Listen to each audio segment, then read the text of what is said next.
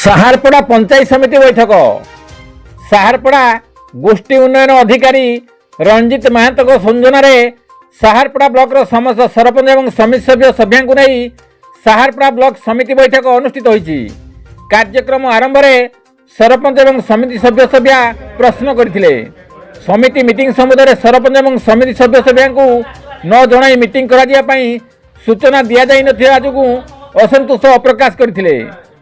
समिति बैठक में साहारपड़ा ब्लॉक अध्यक्षा रीना नायक, तहसीलदार परमानंद खंडेई, विधायक प्रतिनिधि नरेंद्र महांत, उपाध्यक्षा छबिराणी सेठी, जिला परिषद सदस्य बुधदेव महाकुड़, सहकारी यंत्री मोतीलाल टुंग प्रमुख मंचासीन थिले।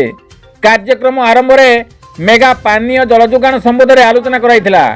मेगा जल जोगाण में अर्थ आदाय समुदाय सरपंच और समिति सभ्य सभ्या दृढ़ प्रतिवाद करथिले।